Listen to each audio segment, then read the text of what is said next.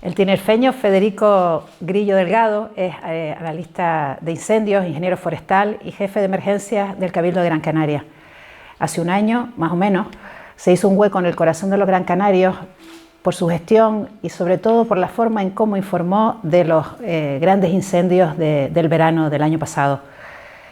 Su padre fue alcalde de La Guancha, antes de ser ingeniero forestal fue Casco Azul en Bosnia, y lo entrevistamos para la serie 20 minutos de Tiempo de Canarias en la sede del Secopin, el Centro de Coordinación Operativa Insular. Ustedes hablan a menudo de la paradoja del fuego, del hecho de que cuanto más eficaz se es apagando un fuego, más combustible queda para el siguiente. En breve se cumple un año del gran incendio de Valle Seco. ¿En qué situación? ¿Cuál es la foto fija de ahora mismo en Gran Canaria ante la eventualidad de un incendio? Bueno, hay una parte de la isla que no ha ardido nunca. Háblese del norte-noreste, toda la zona de San Mateo, Santa Brígida, que nunca ha habido incendios ahí, y tienen una gran acumulación de vegetación y de combustible. Y luego, justo detrás, en la zona sur, lo que es la cuenca de Tirajana, Santa Lucía, Tunte, pues idem de lo mismo. El resto más o menos ha tenido un régimen de incendios. En los últimos 20 años se ha quemado una gran parte.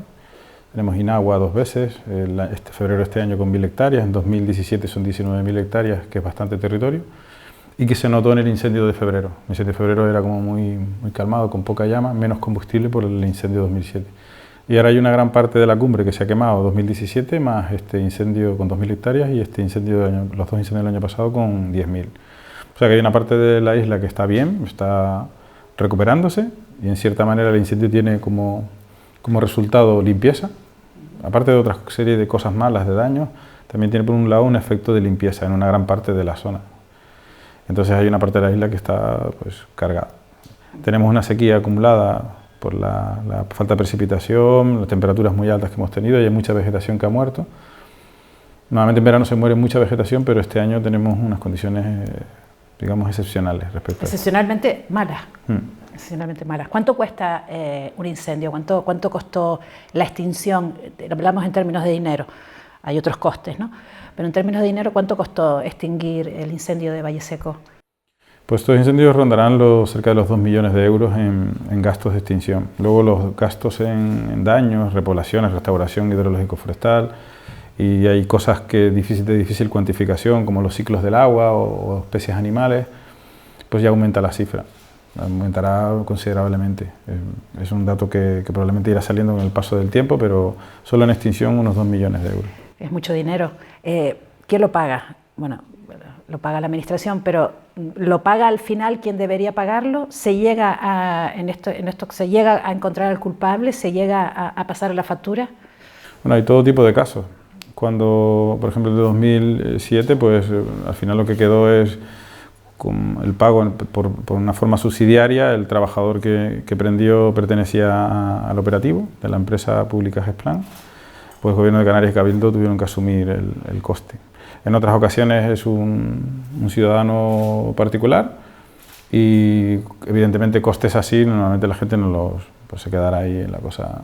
Pero al final yo creo que estas cosas siempre pagamos todos los ciudadanos, ¿no? De una manera u otra, ¿no? Porque el incendio del año pasado llegó a amenazar a 15.000 viviendas, al final se perdieron solo 15. La pregunta es, supongamos que tengo una casa en el monte, ¿qué debería hacer para protegerla? Lo primero, tenemos que diferenciar entre la casa aislada y el grupo de casas. Cuanto más aglomerado esté las viviendas unas con otras, mayores garantías hay de supervivencia. La casa aislada es la peor de las situaciones. Preocupa por un lado la vivienda y por otro los accesos, porque muchas veces evacuamos en el último momento, nos pilla de camino, y el riesgo está no tanto en que se queme la casa contigo dentro, sino que te pillen en el camino. La clave está en tener limpieza perimetral y prepararla mínimamente a la llegada del incendio. Si tenemos una limpieza alrededor de la vivienda, de eliminar los restos, sobre todo secos, la parte muerta, el pasto, la hojarasca, esos arbustos que están ya muy estresados en verano, tener una mínima limpieza, las garantías de supervivencia de la vivienda son enormes, incluso para convertirse en refugio, que es hacia donde tenemos que ir en un futuro, a confinarnos en la vivienda, que el incendio pase alrededor y no haga daños a la casa y a las personas. Y habla de 15 metros de limpia. Como norma general, en algunos casos por la parte inferior es donde más hay que incidir, en otros es por la parte de arriba, Todas estas viviendas que lindan con barrancos, tenemos que tener mucho cuidado, porque el efecto del barranco es de generar bastante llama, donde los 15 metros quizás se queden un poco cortos, pero como línea general 15 metros. Y cuando hablamos de barrios, de pequeños núcleos, ¿deberían tener puntos seguros para refugiarse, planes? ¿Qué deben hacerlo? Es la tendencia hacia dónde van las cosas. En principio empiezan con macroproyectos, macroplanes y iremos bajando a la escala de barrio. El barrio estará seguro cuando tengamos las vías de acceso bien señalizadas, con unas limpiezas que permitan esas evacuaciones o esa entrada de medios, porque muchas veces coinciden unos entrando y otros saliendo, y a veces la orografía nuestra es de apenas callejuelas que eran antiguas pistas y asfaltadas o con cemento.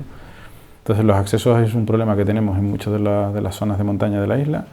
Y luego cada barrio debe de tener una zona interior segura, que aprovechamos normalmente todo ese hormigón que hablábamos, más el asfalto, más la plaza y algunas huertas que se limpian a principios de verano. Pero deberíamos de tener en todos los barrios pues eso, 100, 150 metros de un círculo que rodee a todas esas zonas y que la gente se pueda meter allí incluso con los coches, gente que a lo mejor no pertenezca al barrio pero le pille por la zona, te refugias allí, que pueda pasar el incendio alrededor y no afectar. ¿Y esto existe? ¿Se hace? ¿Se está haciendo? Está estudiado y la mayoría de caseríos tienen esos núcleos interiores con una cierta resistencia.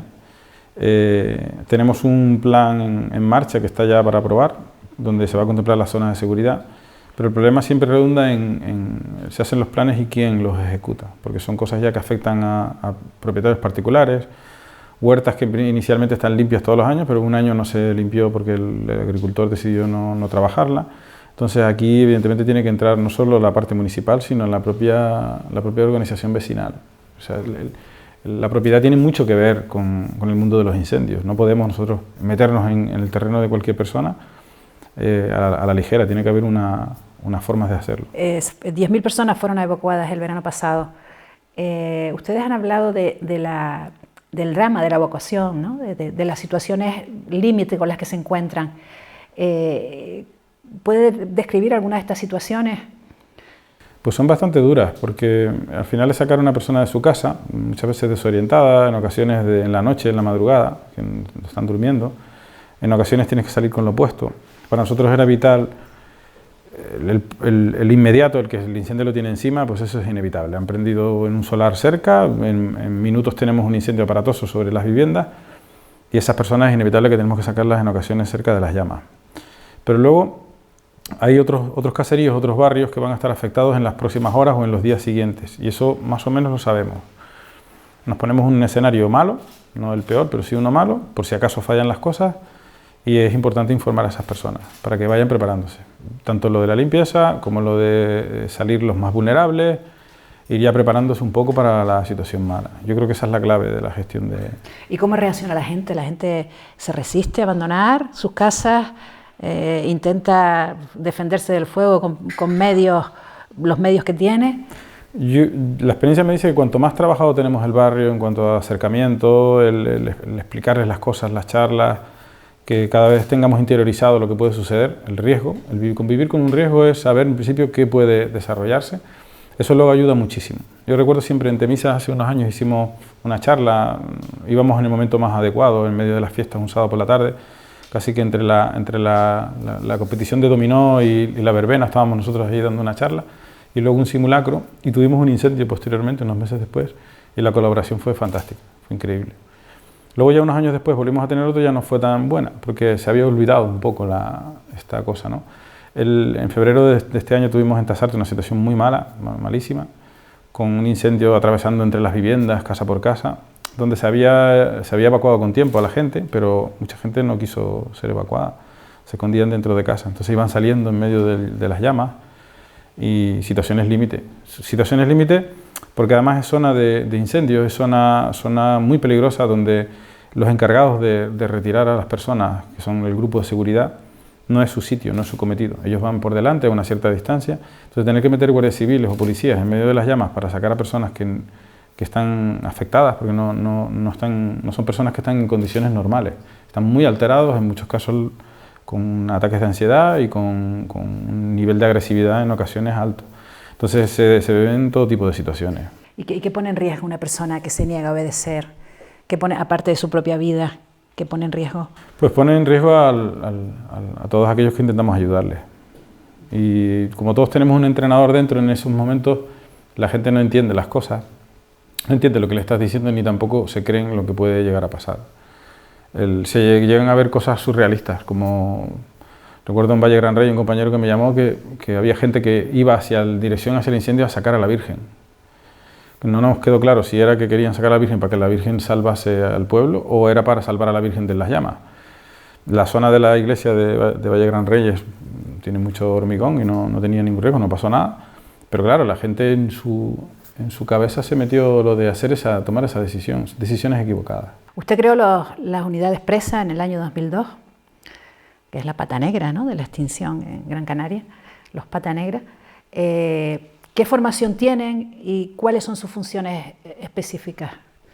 Bueno, son unidades tipo 1, especialistas en incendios forestales, están todo el año en extinción, hay otras que solamente están en verano. Ellos están todo el rato haciendo prevención en incendio, prevención activa con limpieza de monte, trabajan mucho con fuego, con quemas y se les ha dado una formación la más alta que se pueda. Intentamos todo tipo de cursos, tienen una veintena de cursos, la mayoría de 20 a 50 horas y procuramos que el nivel de especialización sea alto. En los incendios se han convertido en unidades autónomas que pueden analizar un frente y tomar decisiones autorizadas por el PMA. Entonces es enviar, para sobre todo operaciones especiales, envías a esta gente con una alta formación y una experiencia muy grande también. Han recorrido bastante fuego. ¿Qué se entiende por operaciones especiales? Todo aquello que no es por protocolo. Normalmente siempre buscamos la espalda del incendio e intentamos trabajar desde forma segura, desde la parte de atrás.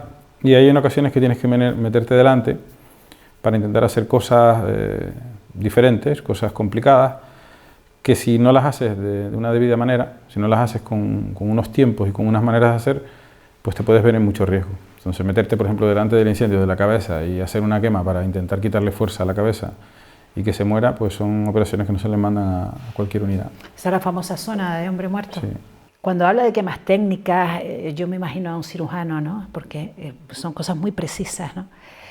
Y también da fe de lo pionero y de lo cualificado que está la unidad. Además, ustedes forman a otros profesionales, ¿no?, forman a personal de la UME. ¿En qué nivel de cualificación está la extinción del fuego en Gran Canaria respecto a otros lugares, a otras comunidades, a otros países, respecto a lo que se hace en otros sitios?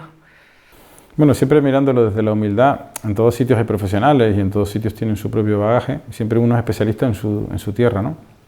Aquí se ha apostado muy fuerte por tener menos gente pero mucho más capacitada y por otro lado somos la visión del colectivo en Gran Canaria siempre ha sido como muy innovadora, ¿no?, muy abiertos al cambio, al cambiar, introducir cosas nuevas, algo que ha ayudado mucho. El ser un territorio pequeño, insular, te permite hacer cambios rápidamente, que en otros sitios cuesta más. Entonces se nos ha dado la oportunidad de poder desarrollarnos mucho en esa labor. En otras, quizás no tanto, pero en la parte de fuego técnico pues hemos avanzado muchísimo y eso nos ha hecho merecedores de que muchísima gente haya pasado por aquí. A nivel de toda España o incluso de países europeos han pasado por Gran Canaria para formarse, sobre todo en los inicios, en el año 2000. Ellos empezaron en 2002, en 2001 se genera este embrión en Montana, en un viaje en Montana con bomberos. Estuvimos ya valorando toda la formación de este embrión que se llama presa. Y en 2006, 2007 ya empiezan a tener un cierto bagaje y empezaron con una formación a través de universidades como la de Lleida y pues han venido un montón de gente. Y ahora lo que hay es un acuerdo con la Unidad Militar de Emergencia que tiene bases en toda España y el sitio que ven idóneo para formarse es aquí. Por la complejidad técnica de la quema en sí, son quemas muy complejas las que hacemos aquí, y por la orografía. Es un territorio que es muy difícil apagar incendios aquí. Entonces te vuelves un poco cabra, un poco meteorólogo, un poco predictor de todo, ¿no? Porque es complejo la extinción en Gran Canaria. O sea que es un buen banco de pruebas, Gran Canaria, ¿no?, para los equipos. ¿Cómo es la jornada de un presa en plena actividad? Usted habla de que es una actividad muy intensa, con mucho desgaste. ¿Cómo puede ser una jornada en un gran incendio? Bueno, en grandes incendios digamos que se rompe el cuadrante. Ellos tienen unos turnos, trabajan 2 días y libran 4. De esos 4 días están 2 localizados, pendientes de que pueda surgir algo. En el caso del gran incendio se rompe esa forma de trabajar y se trabaja 12 horas en el incendio, 12 horas de descanso, 12 horas así de manera indefinida. Si dura una semana, pues una semana. Normalmente los primeros días la gente está bien y a partir del tercer, cuarto día empiezan a reducirse ya los niveles de atención y el estrés aumenta y el cansancio se asemilla. Y son jornadas bastante duras, por un lado por las temperaturas altísimas, estás todo el rato en un turno, además equipado con material que te da mucho más calor. El trabajo es un trabajo normalmente extenuante, es un trabajo físico, muy físico, que además con un territorio hostil, donde te caen piedras, donde laderas muy abruptas, tienes que estar tirando de mangueras que pesa, tienes que estar tirando de herramienta manual. Entonces, las comparativas cuando se han hecho estudios por graduados en educación física, lo comparan con correr una etapa del Tour. Entonces, pensemos en los corredores del Tour, donde llevan ya varias jornadas, pues empiezan a caer como moscas, ¿no? Y en el mundo vemos también este mismo resultado. La gente va, a medida que van pasando los días, empezamos a tener bajas, torceduras, golpes de calor, todo tipo de situaciones. Hablamos de comunicación. ¿Por qué es importante decir la verdad a los ciudadanos de lo que está sucediendo? Es muy importante porque nos adelantamos a todo lo que puede suceder. Y cuando se adelanta todo el sistema, incluyendo a las personas, pues damos tiempo a resolver un montón de cosas. Si decimos que el incendio va hacia allí, mañana puede estar allí y pasado se va a girar hacia aquella zona, vamos a mover una gran cantidad de medios externos a lo que es la parte de bomberil, como puede ser de las evacuaciones de animales, como puede ser los cortes de carretera, todos, desde excursiones hasta cualquier actividad que se haga en esa zona, la salvaguarda de viviendas, evacuaciones, limpieza.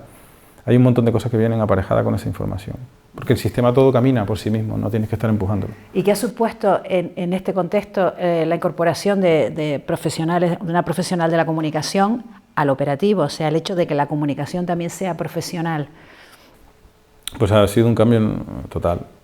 Digamos que antes eran como dos mundos separados y donde, bueno, en el momento de la emergencia, la parte de profesional de comunicación se interesaba, pero ahora estamos hablando de que estamos preparándolo desde el inicio y hay unas maneras de hacer, unas maneras de trabajar, desde el Twitter, el Facebook, la nota de prensa, la rueda de prensa ya como el colofón, la figura del técnico con el político, que siempre lo hemos tenido, pero no ha sido como una cosa del todo clara. Ha habido fases en las que iba el político solo, otras fases con el técnico solo.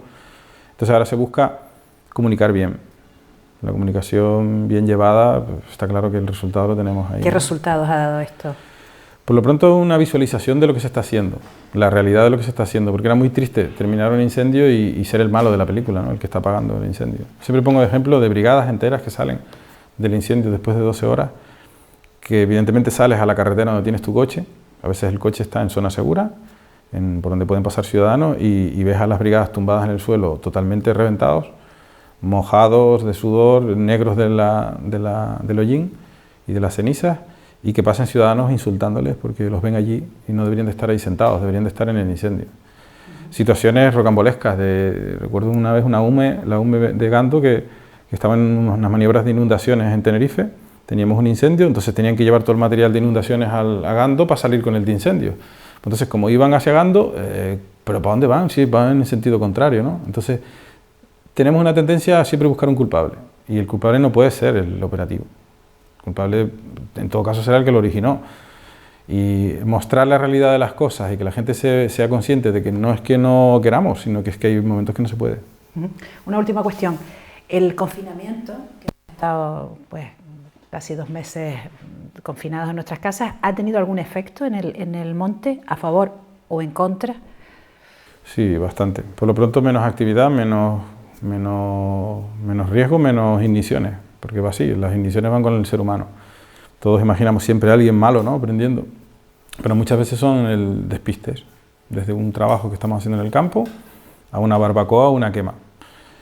Durante el confinamiento se cortaron muchísimas actividades. La quema, por ejemplo, queríamos que siguiera habiendo quema de los agricultores porque creemos que eso es limpiar, en cierta manera. Entonces defendimos la quema, pero ya no es lo mismo una persona que quema al lado de su casa que una persona que se traslade, y que no se podía, ¿no? Se traslade a lo mejor a una huerta que tiene en la lejanía. Y se ha notado en el número de incendios, pues ahora mismo llevamos 18, y durante la época del confinamiento tuvimos muy poquitos, aunque ya nos hemos recuperado otra vez, estamos en niveles del año pasado más o menos. Hace 2 años creo que fueron 16, 18, pues ya tenemos 18. Y una última cosita ya de propina. ¿Se espera otro gran incendio como el de Valle Seco del año pasado, ¿esto con qué probabilidad puede volver a ocurrir o cuándo podría volver a ocurrir? Pues siempre lo esperamos, evidentemente, en nuestro trabajo. Igual que un médico, los sistemas sanitarios de urgencia esperan accidentes múltiples. Igual, estamos preparados para ello y no queremos que lo haya, pero tenemos que estar siempre operativos. Ahora mismo tenemos nuestro sistema, están las bases funcionando al 100%, está el voluntariado muy motivado, estamos intentando darle muchísima motivación a lo local, a lo municipal. Los bomberos están en un momento también muy dulce, muy tranquilos y esperando. Ahora depende del día menos adecuado que alguien haga algo no adecuado. Federico Grillo, jefe de emergencias del Cabildo de Gran Canaria, muchas gracias por aceptar esta entrevista con Tiempo de Canarias. Gracias a ustedes.